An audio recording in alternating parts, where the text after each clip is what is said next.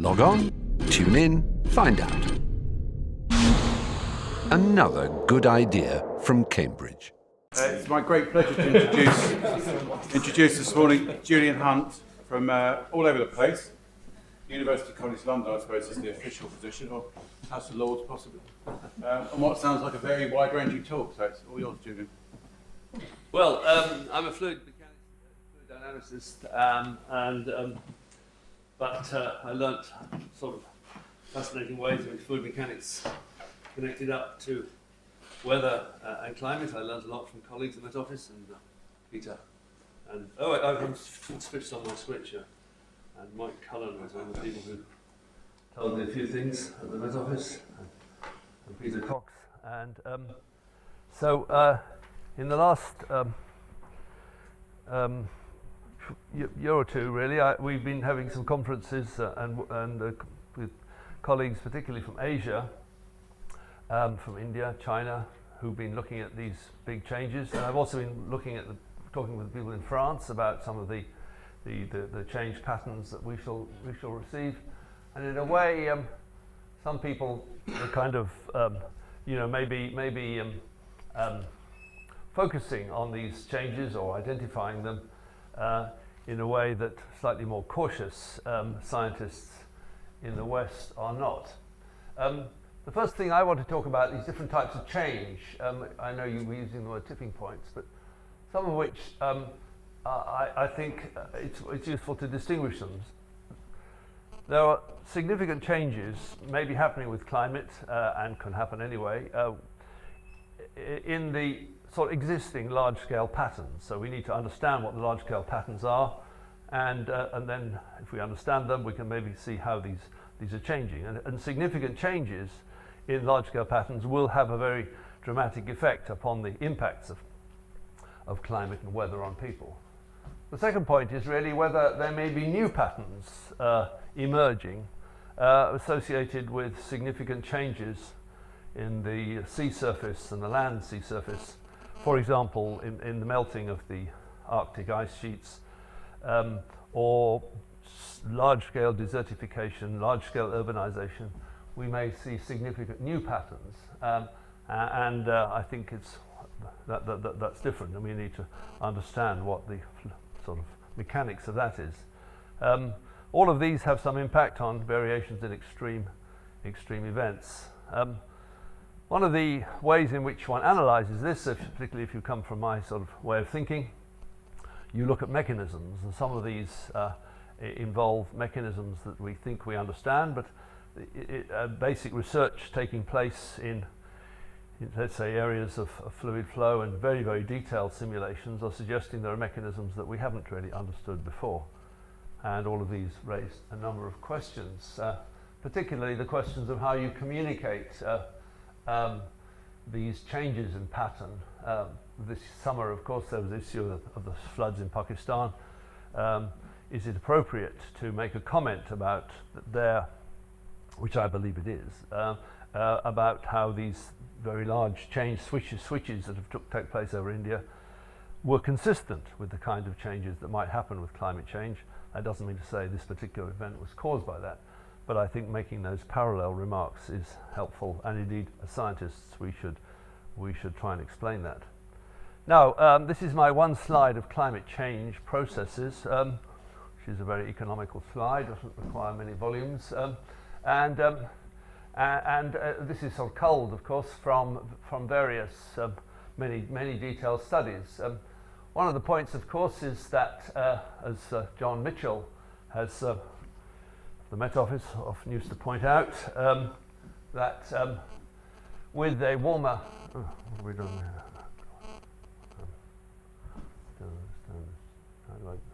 How do I go back? Let's go forwards.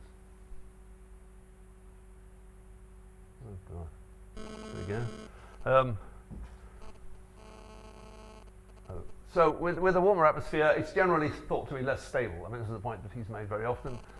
We certainly know that we have a cooler stratosphere, and there are more of these intrusions at the tropopause. However, this is still not an accepted point of view. and in part because some of the global climate models differ from each other and differ from data as to whether or not, on average, the atmosphere is becoming less stable. But there are significant arguments for that. Now, if that is the case, and I believe that the experimental evidence looking at profiles and so on looks like that, and climatologists whom I know generally accept the Mitchell general view. That leads you to deeper convection, and deeper convection leads to stronger downburst rainfall and so on. Deeper convection, stronger vertical mixing leads you to changing of the wind speed, for example, faster winds. The other important point about which I shall then come to in detail, a less stable atmosphere has a very significant impact on airflow over mountains, which I shall also mention. Airflow, for example, passes more over mountains, less around mountains, which has a big impact on the types of precipitation. The other point, which is a quite different one, of course, if we begin to see rather large changes in the surface of the world, so as a result of, for example, of this phenomenon, if the ice caps of the Himalayas and Tibet change, and as a result of, for example, human activities and climate change, we lose much of the Amazon desert, maybe this will change the Walker-Hadley circulation, and I'll come back to that in a moment. So these are some of the big mechanistic changes, all of which obviously have some controversy about them. So a more unstable atmosphere has the following mechanisms that it amplify mechanisms. The Brunt-Weisler frequency decreases and the height of the tropopause increases. Now, it's also interesting to know that in a way you can test part of your ideas by looking at particular seasons. It's well known in Eastern Asia that there are seasons when you have a significantly higher tropopause by about, as the aviation people say, 5,000 or 10,000 feet. Aeroplanes have to fly higher. You have stronger rain, and Hong Kong always used to negotiate with China a cheaper price for water in summers when you had this, because they understood it perhaps better than the Chinese at that time. We've seen phenomena like this, and the result of this is these deeper flows. Now, one of the things I first want to talk about is that if you have an atmosphere which is formerly stable, it becomes less stable, then you're going to have deeper two-dimensional type of flows. And so one of the interesting questions then is, what kinds of motions is that associated with? Now, the Met Office, this is one of these irritating slides that has lots of sort of high-techery, but the Met Office, when I was there, we had to keep rather secret about all this use of measuring lightning all around the world, except of course we provided it for commercial purposes. So, for example, they used to detect the rainfall in South America approaching F1 racing cars to tell people when to change their tires. Meanwhile, they didn't use this information to tell poor people in Central Africa when there was going to be some disastrous flood or whatever. But the interesting point is that this methodology now provides an extraordinary kind of vision of the world and how the world's climate is changing. So the original system was detecting lightning from the UK, Gibraltar, Cyprus. You notice Cyprus and Gibraltar remain after the MOD cuts. So we'll continue to be able to measure lightning all around the world. In fact, there are now other stations around the world. So these extraordinary kind of events of spherics, and you can see simply from one or two slides the average, and now hopefully this will be an important tool for looking at climate change. And one of the really interesting things, as we saw in the talk last year, was that you now see regular lightning events in the northern Arctic, in Russia and Canada. I have a friend who lives up here in Yellowknife, and now you regularly have thunderstorms in the summer, which would be consistent with the kind of more convective atmosphere. Now, patterns, which is now what I want to talk about. We all know, if you look at this is a very old picture, but satellite pictures, and you can see these kind of great structures associated with the gradients in east-west winds, which travel across the Atlantic, and this will make winter forecasts easier than summer forecasts. I thought I should put up one slide of a fractal result because Mandelbrot, as you know, passed away last week. Mandelbrot came to Cambridge. We had very interesting conversations with Mandelbrot here. I'm afraid to say there were a lot of things he just didn't understand. He particularly didn't understand, really, the connections between the capacity dimension of Kolmogorov and Tikhomirov and the Hausdorff dimension. In the morning, he said one thing. In the afternoon, he said another thing. If you showed him some data, he said, "Oh, this theory shows it." In the afternoon, it'd be that theory.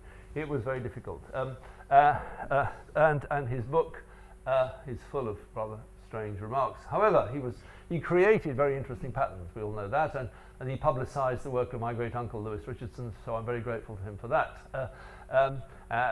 In the coast of England. But one of the interesting points which came out of the sort of fractal work that we did at Cambridge with Basilikos was this study by Methved and Hoskins, and what they showed in an idealized study of these flows at the upper part of the troposphere.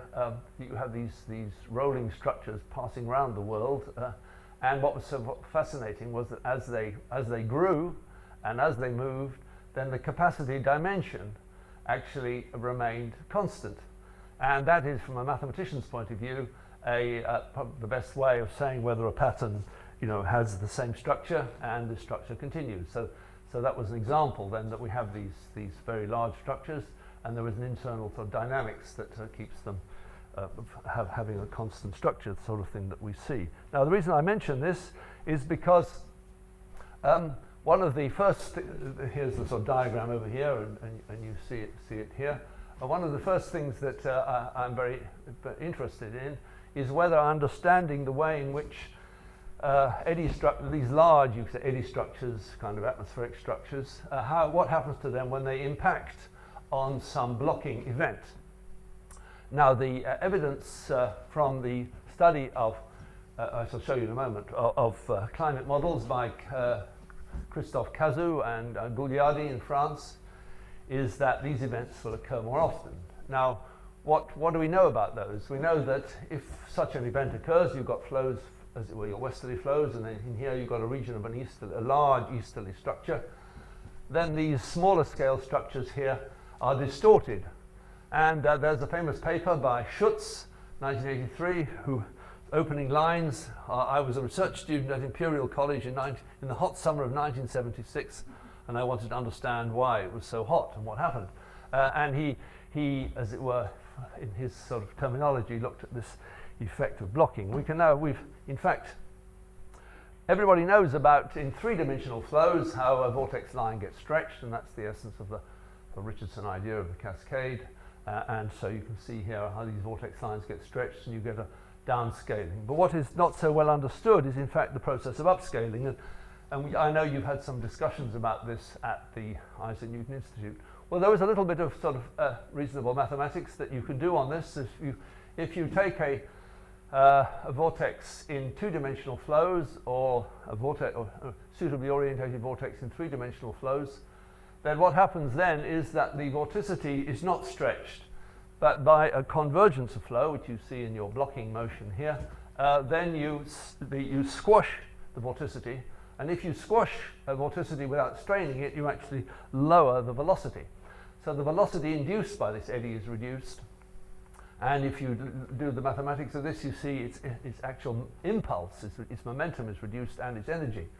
Now, you might then say, well, surely this is impossible. How can you lose the energy and the impulse? Well, the answer is, of course, you've transferred the energy and the impulse to the larger scale flow.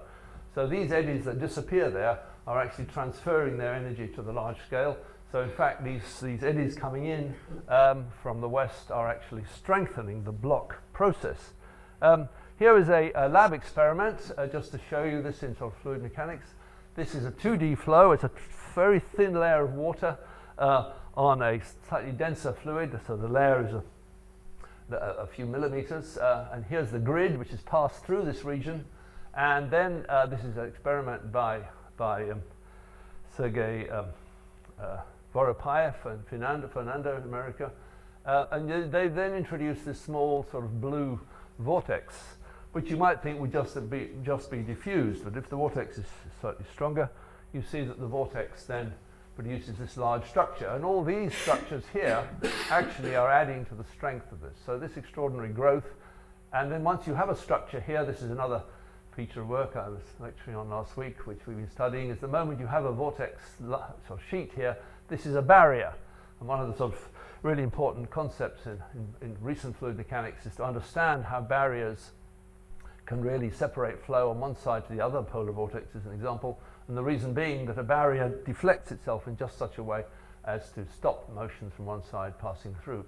So you can see this kind of mechanism can occur. If you have a very strong vortex, of course, or very strong instability, it will break through. But providing these fluctuations are less than the strength of the vortex sheet, then that remains a barrier.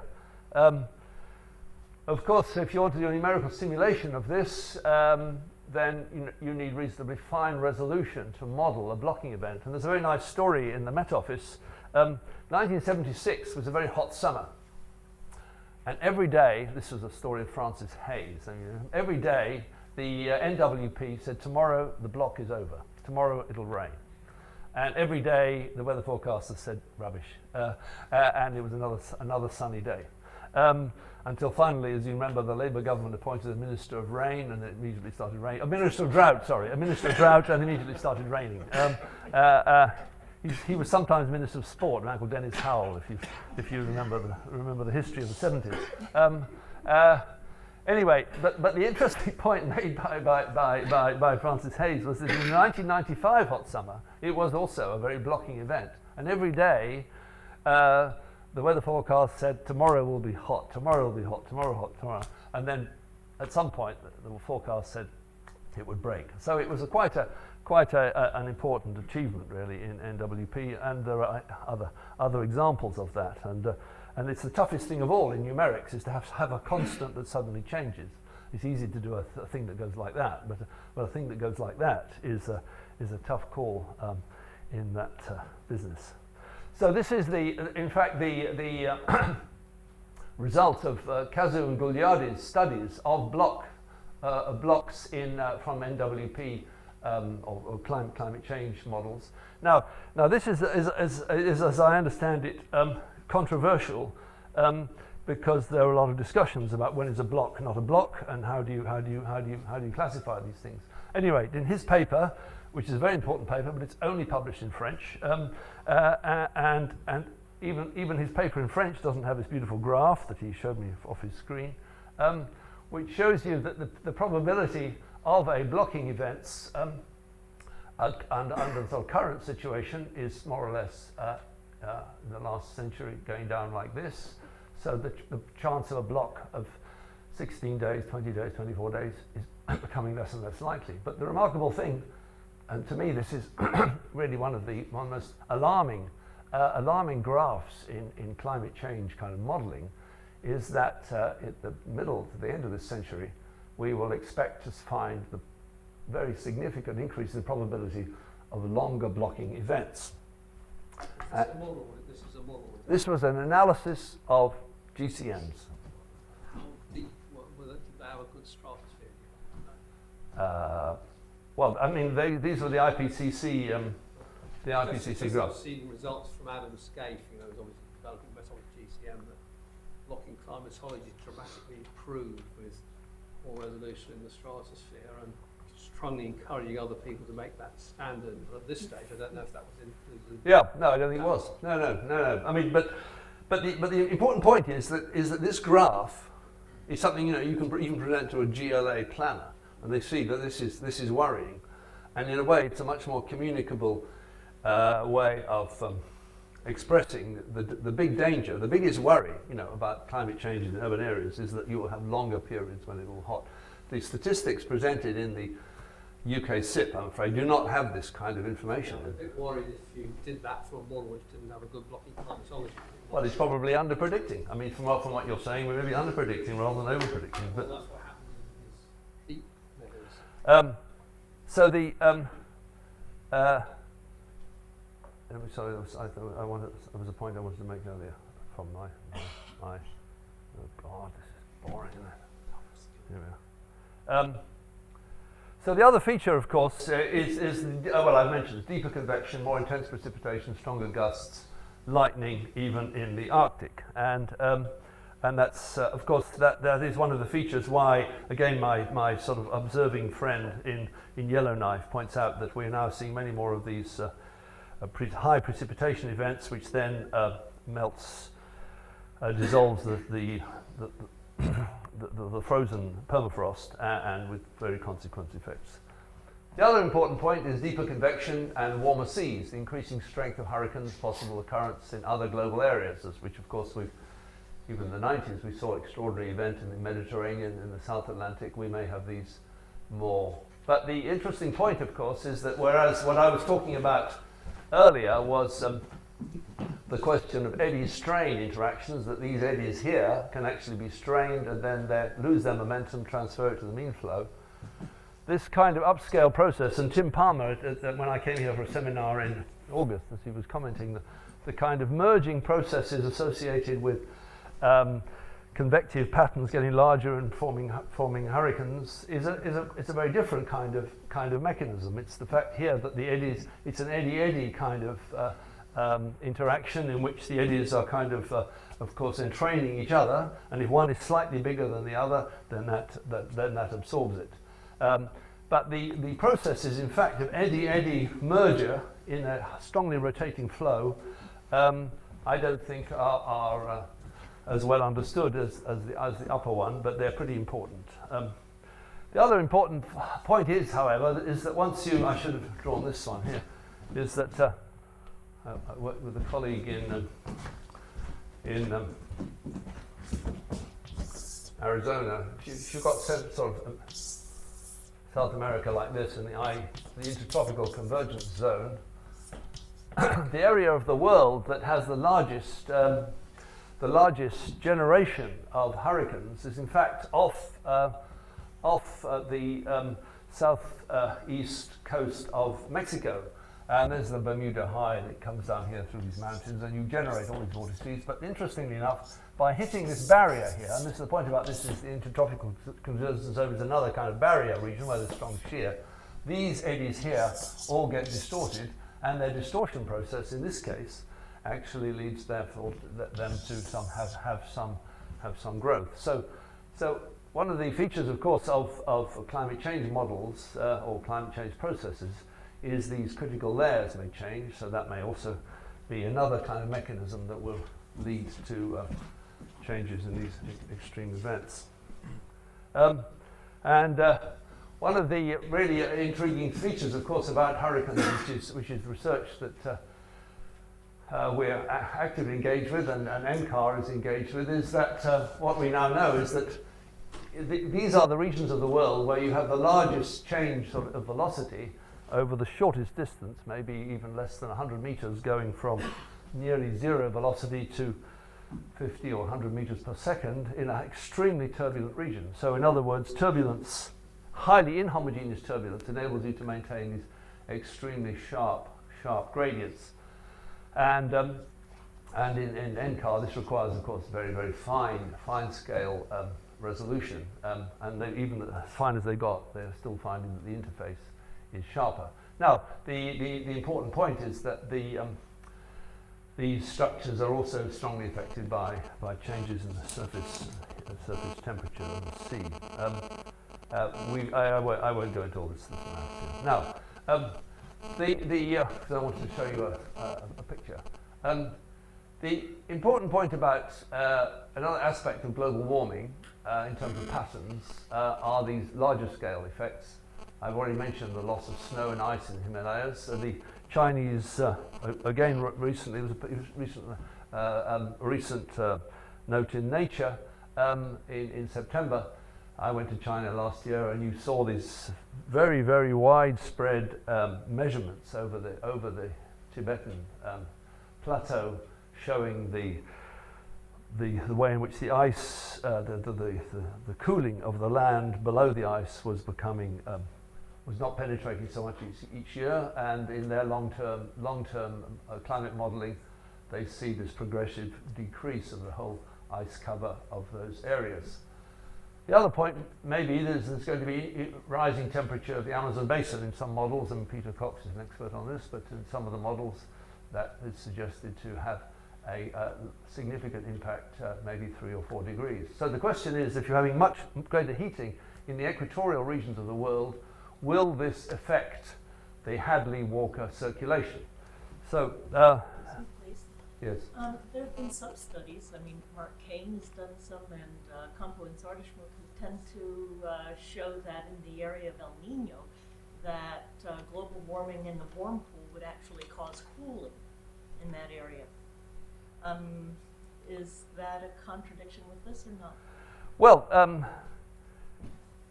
it seems to me that there are possible. Well,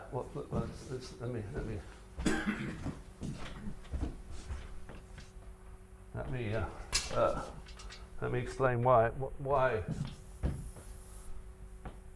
I mean, one of the arguments about El Nino, sort of mechanistic arguments, is that you have these winds coming down here. They come off here, and you also get ocean currents here. So you get this this is a very cool area of La Nina. And the remarkable thing, of course, about the world is that we have this this area of quite cold water, and then that can affect the up and down Walker circulation. One of the questions is that are there mechanisms that would lead to this area, which is sort of what you're saying, being cooler, and I think this is what I'm trying to just coming to is to consider studies in which this area becomes, if this area becomes much hotter, and the area over here of China, this also becomes hotter on average. Will this disrupt the current methods, the current changes of that region? So one of the issues is, can we understand in a simple way what actually happens between the Walker Hadley circulation? So this is the so-called Walker circulation, where but because of Coriolis, if there's a cool area around the equator, it's much easier for the flow, the hot air to go into a cold region rather than fight against Coriolis and go down up to the poles.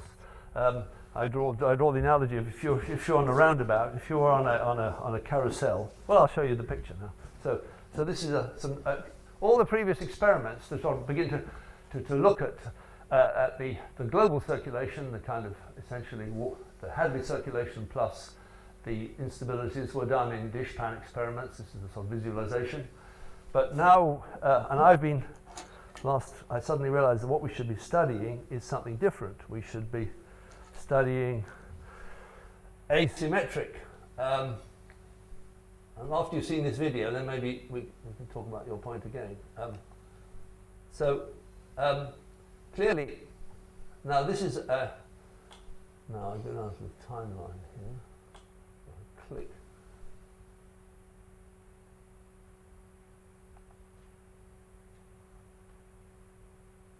It's very slow. Sorry. How do I make this? There we go. I can speed up. So this is an experiment in which you can imagine this is. I think it requires a two-handled operation, doesn't it? I don't know. What do I do?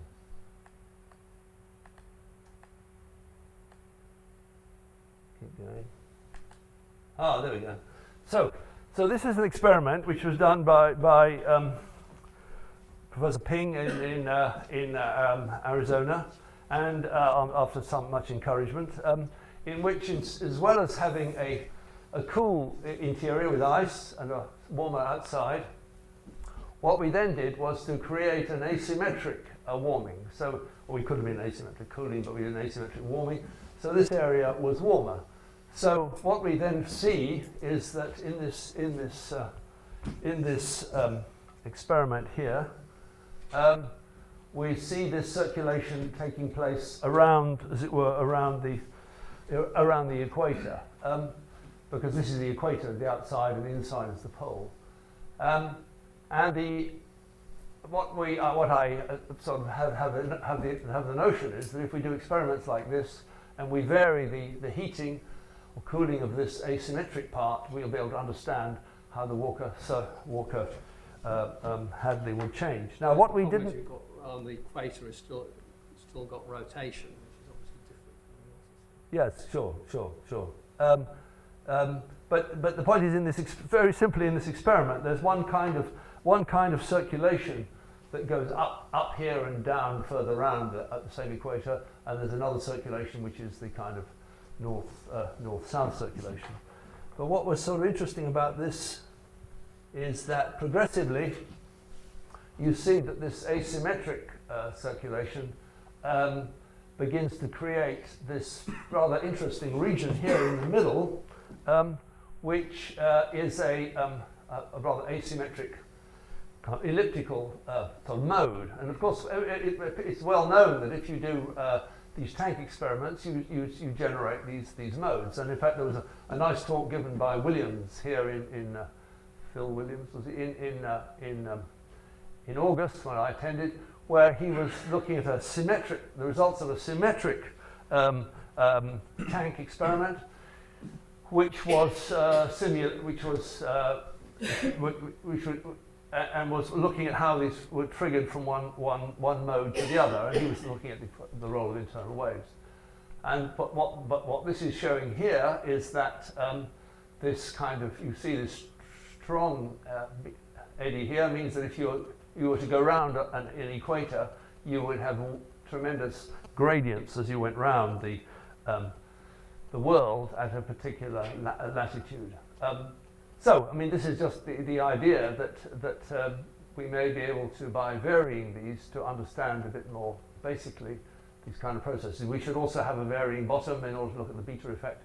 Anyway, when I first sent a lot of emails around the world to various people, including Peter Reed and others, surely the world should be looking at asymmetric dishpan experiments to understand these things. And everybody said, no, we do symmetric dishpan experiments. So finally, I got my friend Ping to do it, and it's been very exciting. And now I show this finally to the great Archbishop of symmetric dishpan experiments, Peter Reed, and I think I persuaded him by this experiment to move on. Now this is more difficult. Now I've got to. All right, so now we can just go on. Right. Anyway, so. The question then is that that's the point you just made, will the El Nino, La Nina oscillation change? And I've talked to Mike Davey about this. I mean, his view, and he is a sort of, he has a model, there's the Davey-Anderson model and there's the Kane model, and his view is that it seems quite likely that we would likely to lead to more of these El Nino warmer events and the fewer of the cooler events. However, and I want to come to this at the end, the mechanisms for the cooling processes, I think, are very poorly understood, and for the reasons to do with some rather basic fluid mechanics that I'll mention in a moment. Well, you see in other parts of the world that these large patterns, these are the hurricane paths in the Eastern Asia. The big question is whether these would change with the kind of changes that might happen with El Nino, La Nina variations. I mean, the consensus at the moment is that we've been having many more El Ninos in the last 10, 15 years. The question is whether we'll have more of them. So what I now want to do is in a moment, is to talk about what happens to the flows around the Himalayas as there was a change in the heating of India and as a change of heating of the ocean. One of the features of the El Nino years is that you tend to have warmer waters even all around India, and these are then associated with a smaller temperature difference between the sea surface and the land surface. And my colleague Professor Dash, with whom we've written, and he's been writing a lot of, analysing a lot of data, those are days in which we have weaker monsoons, so stronger and more frequent El Ninos, in his opinion, would well lead to weaker monsoons. There are other reasons for weaker monsoons, so that's what I now want to talk about: mountain flows amplifying effects of decreasing stratification, increasing westerly winds. So this is really, again, a sort of tipping point to process that, in other words, certain features of the world amplify smaller effects. I'm sorry, spelling mistake there. Now, the important point then is that if you have I got this right here. If we have a smaller air-sea temperature, there might be less convection. The other feature of this is that if there's a huge amount of this dust, Asian dust, this will also lead to a weaker convection. And if you simply talk to the people who've been on those aeroplanes in the famous experiment done in the late 90s, early part of this decade, they saw these clouds, which normally would have risen and risen and risen and gone right up, and they suddenly saw these extraordinary bands of dust and haze in India, and suddenly the convection stopped. And so that's a concern. Now the question then is, what is the effect of what would be the effect of this kind of lower convection process on the airflow patterns? Well, now I will talk a bit about what we've been learning about airflow patterns in the last few years. The first point is that when you've got big mountains, even though the scale of the Alps or the Pyrenees, certainly when you get to the Himalayas, the so-called Froude number is small, sort of a half or lower, and therefore the airflow, and this is a model in the EPA tank in America, the airflow below the top of the mountains passes around the mountains because there isn't enough kinetic energy in simple terms to pass over the top. I made a slide on a talk about climate change. It's rather amusing. In France, you can only have meetings on climate change if you talk about past climate change, because they said to me, if you have a meeting about future climate change, it turns into a riot, because and the French are good at riots, as you know, and they even have climate change riots, so we had to have this big meeting in Toulouse, and nobody was allowed to talk about the future, or not advertised. Otherwise, all the wrong sort of people would come. Very interesting. But the interesting point, though, was of course that which I hadn't sort of quite appreciated. There was a lot of discussion about the art and knowledge about the glaciers, the little ice age in Europe, and it was really very interesting that the glaciers, of course, formed quite slowly up to 1850, and then there was this very, very, very rapid decrease. And there's some interest, well, I had my own ideas about this rapid thinking about it. I think basically that when you've got a lot of ice on the mountain, that actually controls the climate of the mountain. And when that starts to decrease, then the local stratification is also affected, and you have a very rapid decrease. So what we could probably learn by a more closer analysis of what actually happened to the glaciers in Europe at that time in terms of the modern loss of glaciers. The other feature that we know about firstly from the sort of numerical studies and field studies is that if you have mountains like the scale of the Pyrenees and the Alps, then the airflow, because of Coriolis forces, the airflow not only tends to go around, but it tends to move to the left in the northern hemisphere. So this is the process of essential impaction. And then you have some wake flow, and you have some wakes going downstream. If you have an extremely large mountains, then you may have the process that. Sorry, I'm talking about this. Sorry. This is the diagram of the moderate scale kind of results, such as you have the Alps and the Pyrenees, where the flow, you have this long separated wake flow, and the flow turns to the left. But if you have much larger mountains, like the scale of Greenland or the Rockies or whatever, then in fact the extraordinary thing then is, as the numerical simulations show, that the wake flow is changed, and the flow is rising on the left, sinking on the right, but it can't keep on rising and sinking, and there's a limitation. So in order for that limitation to take place, you have a changed topology of the flow.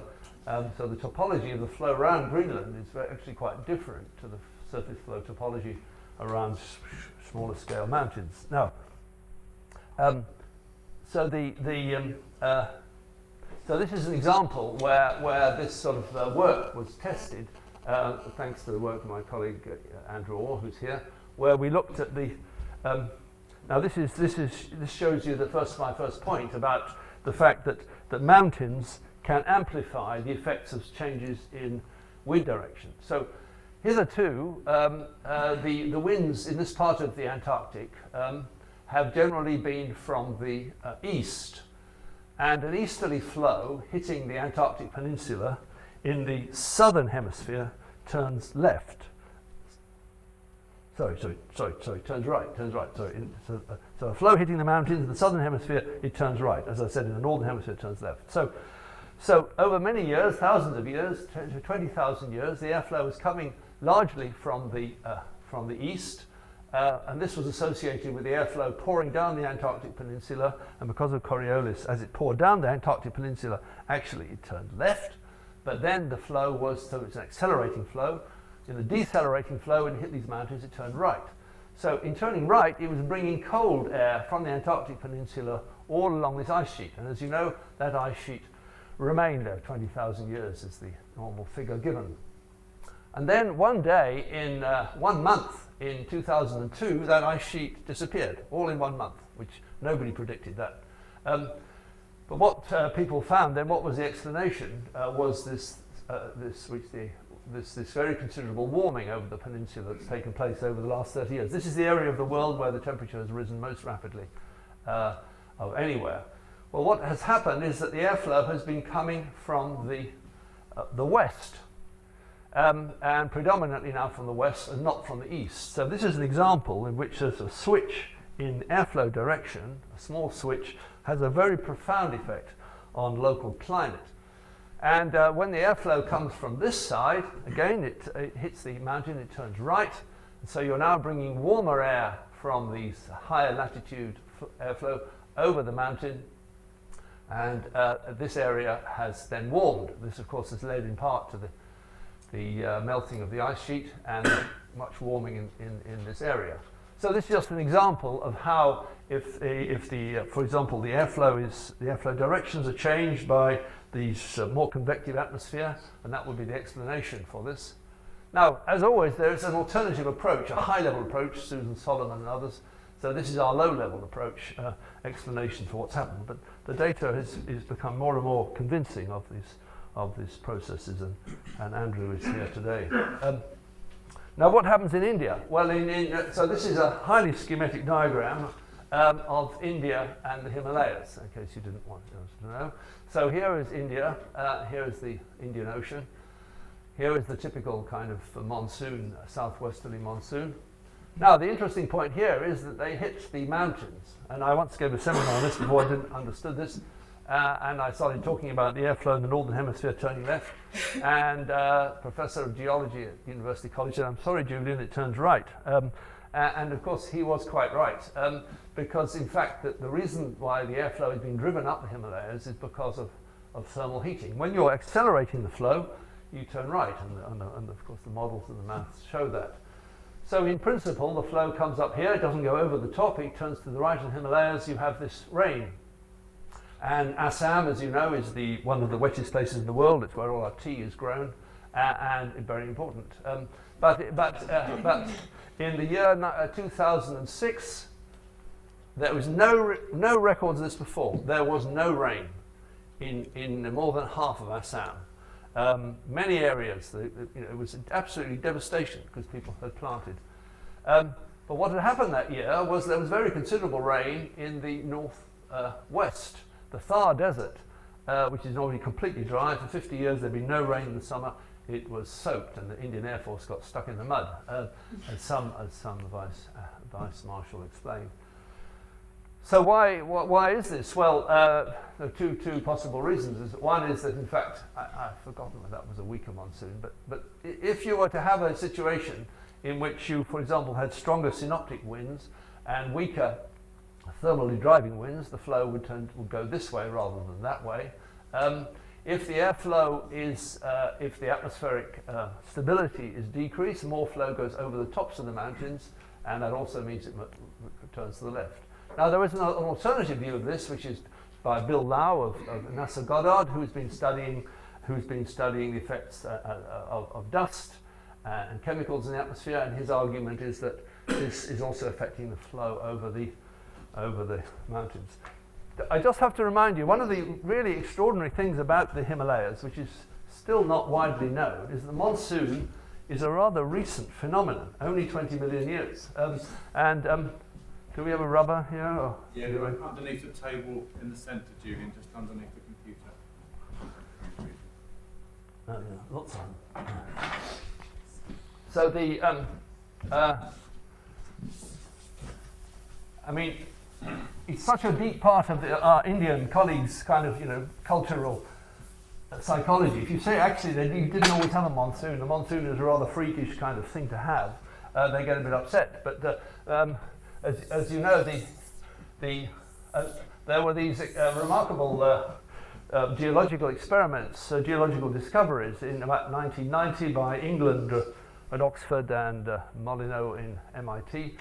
And what they showed was that these mountains were like this, and woof, at some point the Himalayas are rising. And in about 20 million years, this reached a height of about 5,000 meters. And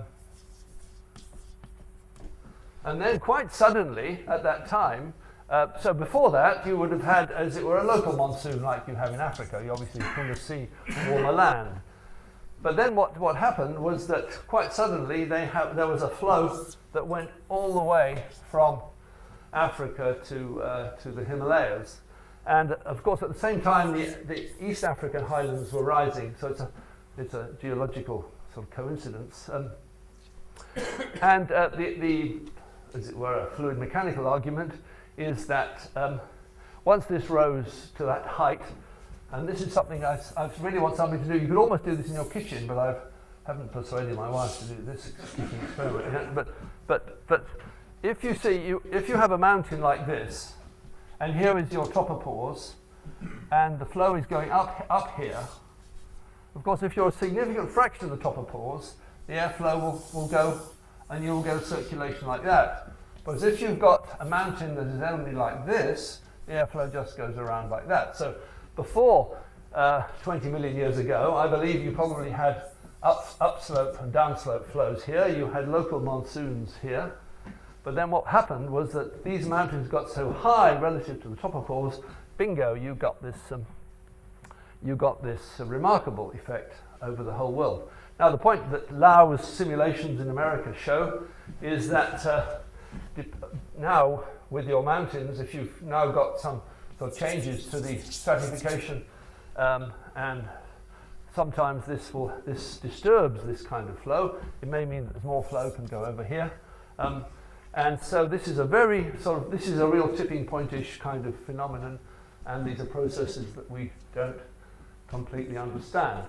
But I think this is an area where you need mesoscale modeling or fine-scale modeling, and that's a sort of thing that we've been doing Antarctic survey in Greenland and the Antarctic, and colleagues in India are doing this. But this, of course, this is where the largest concentration of people in the world are in the area of the most, you could say, tipping point-ish climate, which is an extremely worrying phenomenon, and it's made much worse, of course, by the fact that the melting of the ice caps means that precipitation is more in the form of rain, less in the form of snow.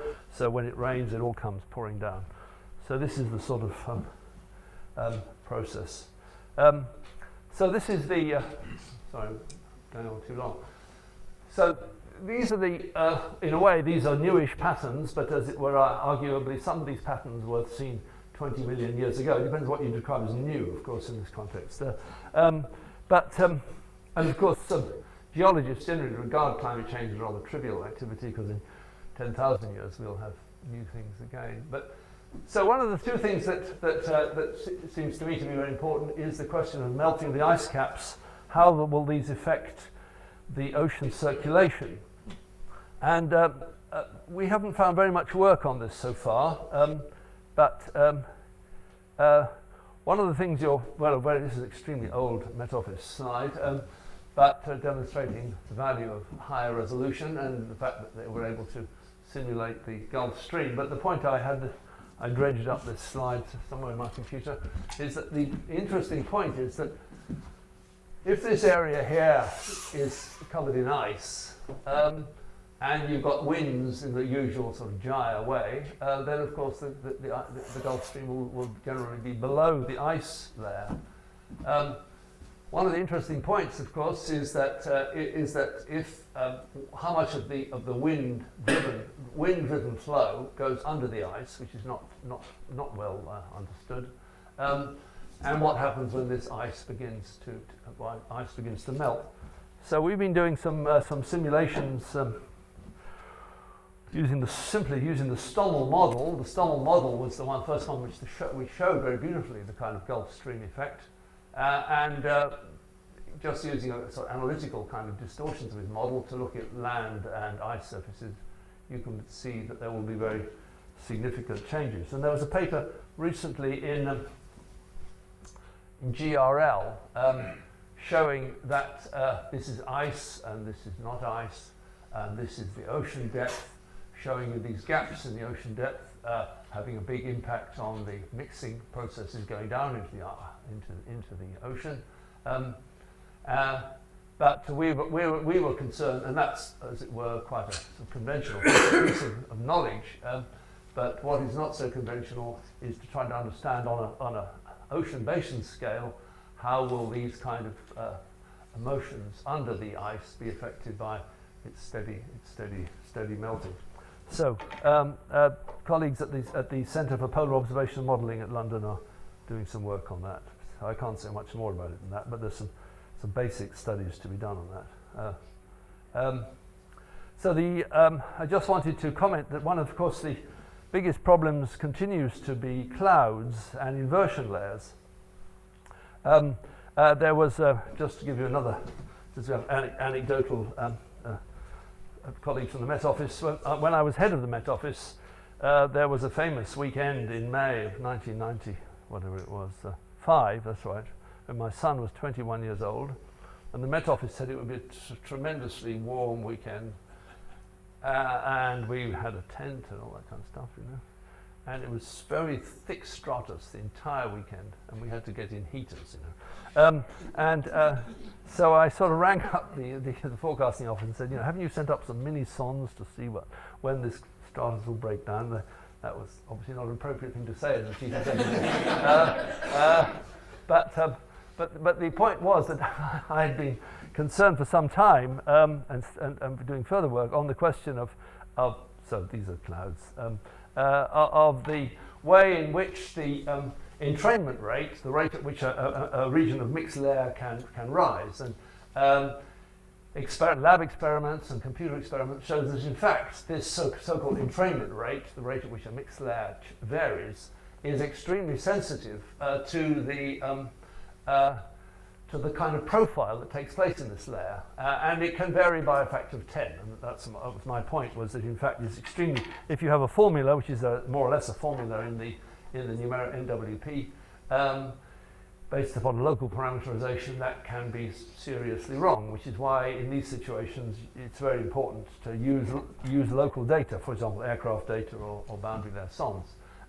And curiously, when you have a very significant amount of, which is what we've learnt, of waves trapped in these layers, you might have thought that was more vigorous and there'll be more entrainment, but actually it's less, because waves actually reduce gradients, and that's when you get a much lower level of entrainment, as you have in this sort of so-called 3-layer process. But the feature, we're now understanding a good deal more about these layers when you've got an extremely intense region of turbulence and then a weaker region of turbulence.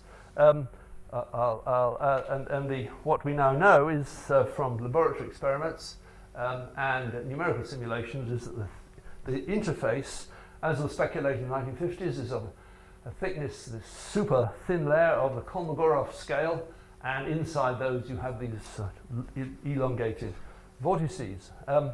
And these elongated vortices, you can see, tend to trap particles. So this is obviously an important process for rain formation.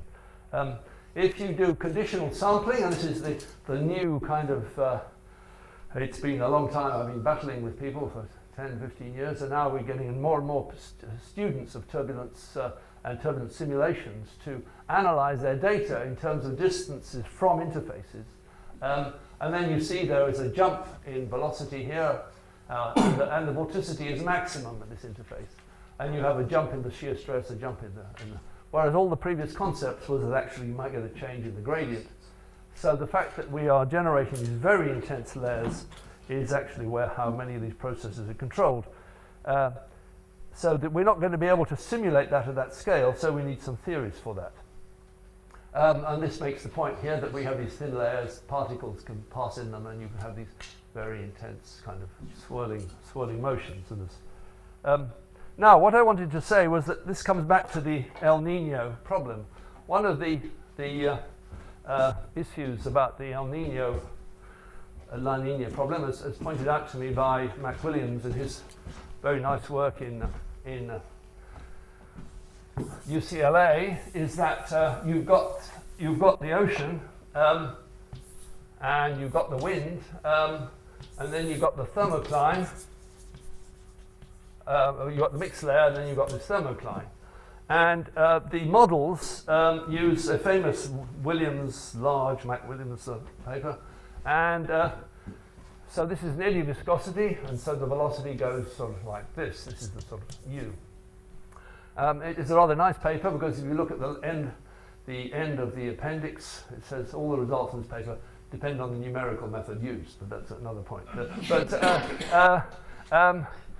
But the point about it is that there is no coupling between this mixed layer, and I talked to colleagues in the Met Office and the flow down here. We know in the atmosphere, of course, that mountains produce tremendous waves up, and therefore the stresses of mountains have a big effect deeper. But there is no work either in the atmosphere or in the oceans in which the turbulence on this interface is producing waves, although these are well known, speculated by Townsend in the 60s, a theory for that.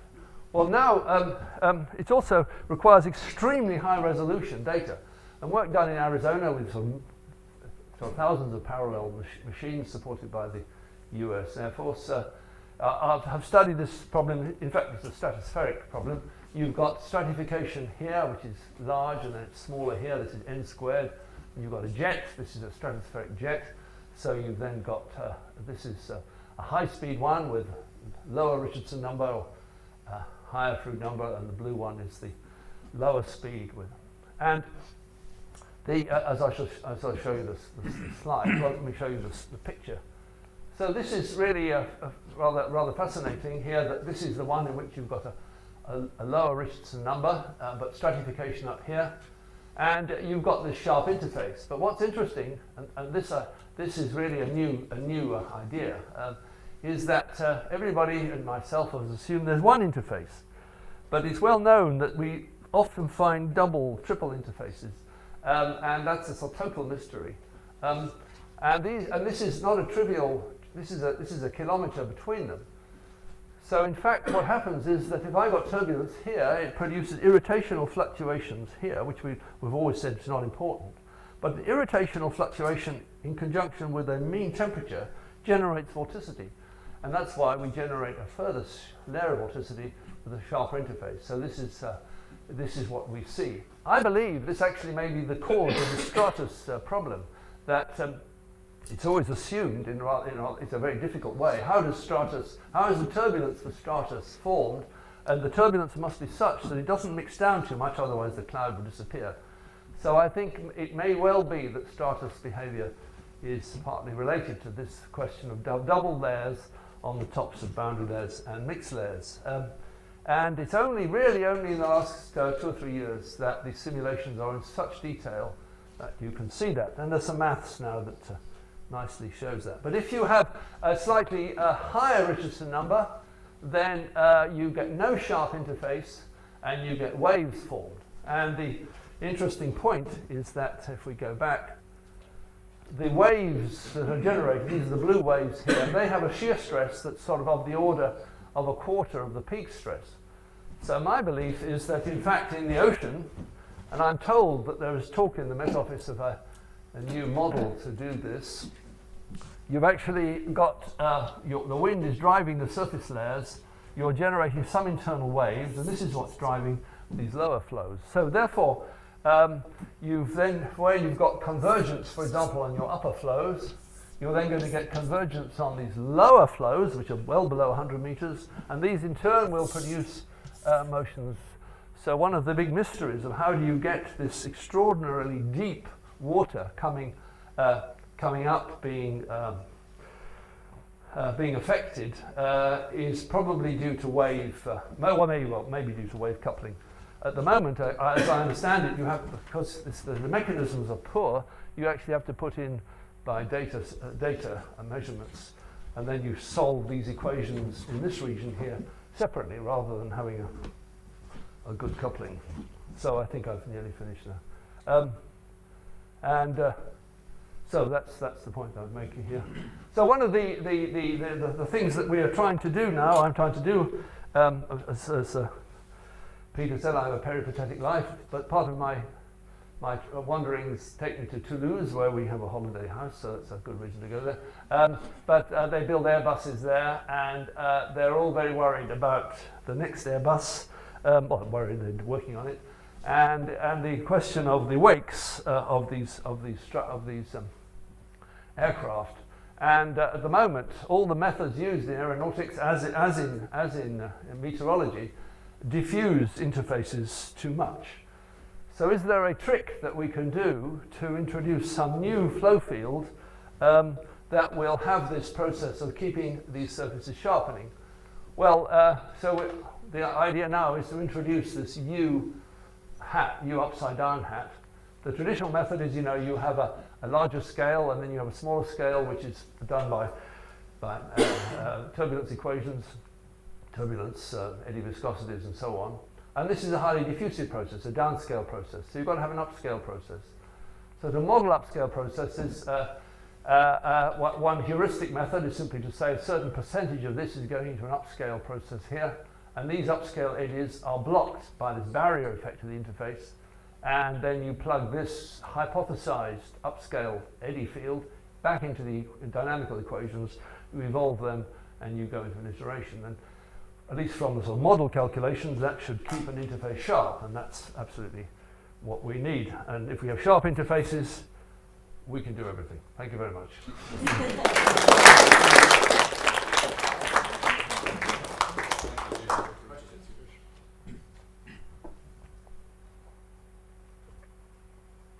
So just think what you said about one of the things that was raised here on Tuesday was this issue of the dissipation of the deep ocean circulation, and what you've emphasised really how inefficient the driving of the deep ocean circulation is. Obviously, it's going to be quite hard to get the wind stress through to the deep layers, because it's fairly indirect ways it happens.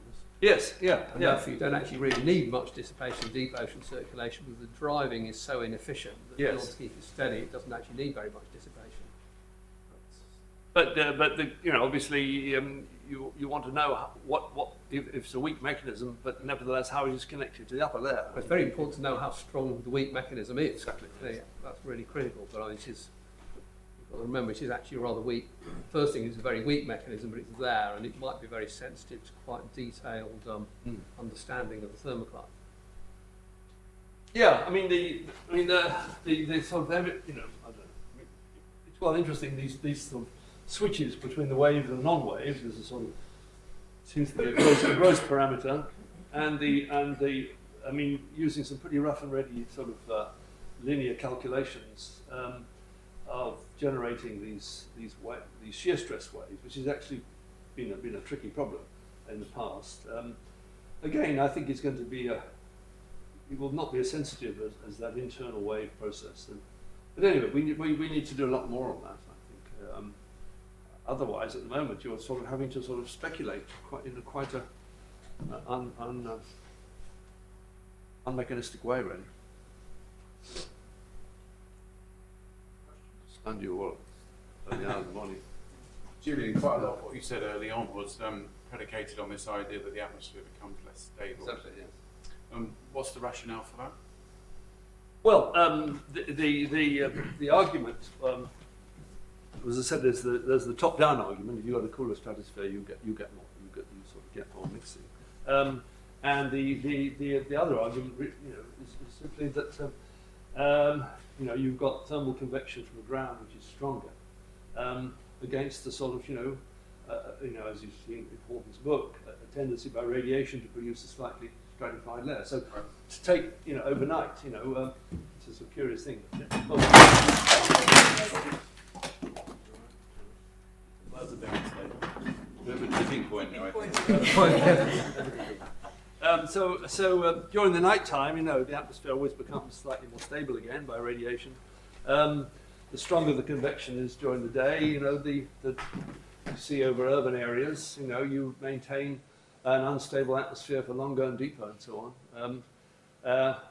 But there are counter views. There are counter views, and as I understand it, in the numerical climate models, this is an area of quite considerable discrepancy between different models as to. So would you expect to see trends in surface turbulent fluxes, for example? Can we see them, I guess? We should be able to see them, but of course, they're going to vary. They're of course very sensitive to the local, if the local terrain is changing in any way. But I personally think I think this global lightning indicator is a pretty exciting tool. Of course, it's another part of the Met Office. Do they talk? But nowhere. It's been around, for a long time, but now it's open. And the one picture on one of the WMO websites seeing this distribution is anyway. I'm really hopeful that's a tool, because it's a very gross kind of measure, and the strength and distribution and of course, yeah. Yeah, it seems like something that if there is a significant trend, we ought to be able to detect it at some point if we can't already. Yeah, that's what. Even if it's you only have to take an aggregate measure of many flux measurements or something. Well, I have talked to the guys involved there, and it's there, but I just don't think it's somehow or other been studied yet. Picture behind you. There's been quite a few studies of late that have been talking about El Niño Modoki as being a sort of new sort of variation of El Niño that's becoming more frequent, which is more a focus on the Central Pacific. Do you have any comments on that? No, not really, Emily. Sorry. I've been sort of focusing on trying to get everybody to think about asymmetric dispatch. What concerns me about El Niño is that the explanations given, as I was talking to the BBC science correspondent, she was just commenting on it, is people always get excited about these Rossby waves. So once the process is started, there are some sort of detailed mechanisms. But the question is, why is it this extraordinary phenomenon of, let's say 1,000 miles by 1,000 miles or 2,000 miles of cold ocean, has this sort of, global effect? And the answer is that, the answer in my view is that clearly that hot air rises and goes, or you can think of it going around on a carousel, on a roundabout. Into America too much. So if you've got, hot, an area of hot, something which is hot on the outside of the roundabout, and you've got something cold either on the inside of the roundabout or around the sides, of course, the hot air will go around the roundabout because it will avoid the Coriolis forces, and that's approximately what happens. But it does mean you're quite sensitive then to these temperature distributions around the equator, and if they change a lot. Now give me your view of why this is all nonsense. There's actually quite a lot of evidence that El Niño is a continuum of different patterns, and if you take a continuum of patterns and you actually do the analysis that people do to identify the Modoki and the El Niño, you get the same answer. But it's sort of a biased view of looking at a simple continuum of patterns. Now, yesterday there was a talk by me, and there was some evidence that El Niño is a very simple linear, stochastically forced system. And a lot of the forcing, which I didn't show, actually comes from the mid-latitudes. Now, the things that kind of bother me is that in the studies of El Nino and global warming, nobody really considers the southern oceans.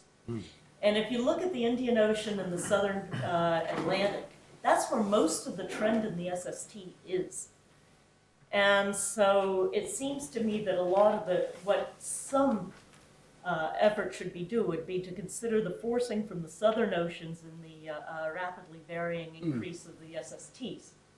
I mean, what happens, for example, during strong La Nina events, for example, is you have quite a bit of convection off the eastern coast of Africa, which sets up a southern hemisphere Rossby wave.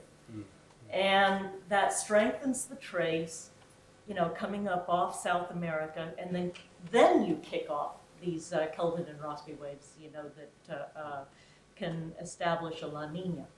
Okay. But can I just, I mean, I understand what you're saying, but perhaps because I'm thinking of these extreme events, and there aren't very many occasions when British Prime Ministers talk about El Nino, but there is a very important case. In October 1973, when Ted Heath was in trouble, as always, and he had to explain why there was inflation, and he said it was due to El Nino, and the reason was that at that time, and he said, "Don't you understand?"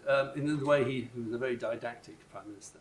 Don't you understand? You know, the Met Office has all explained all this, and we've got food shortages in Russia and so on. And by the way, normally it's very cold. The waters are very cold off South America, and that's the point of La Nina. But actually, during this period, they've all got warm, and all the sardines have died, and the price of cattle feed has increased, and that's why we have inflation. You can imagine the House of Commons didn't buy this in toto. But it is the only, I think it's the only extensive political discussion which will appear in the history of the Met Office, I hope, which we're now busy completing. I mean, this is why I'm sort of, you know, perhaps I understand what you're saying, but is it not correct to say that the kind of the biggest switches take place when you've got this very cold area, and then quite suddenly that's associated with these waves, then that cold area of ocean, you know, collapses, as it were, warms, and that's the sort of peak of the sort of the kind of dramatic you know, phenomena. That's the sort of the crisis which then leads to this crisis in the people in that area. But it sounds to me as if you're talking about sort of these kind of slightly moderate kind of changes in between. No. Is that right? No, that's not right. Basically, So you are talking about these extreme kind of changes, right? yes, because you can have very rapid non-normal growth of the eigenvectors of the linearized system. Right. And when the whole point is, if you set up the initial condition in such a way that you get that non-normal growth, and fortunately or unfortunately, as the case may be, it's actually quite easy to hit on to that optimal structure for growth. And that includes all the sort of dynamics then in the ocean, in this ocean surface processes, does it? I mean, Yes. Find more about it. Yeah. Yeah, I should talk over coffee by the sound of it. Any other questions? If not, thank you very much, Julian. That was fascinating as always.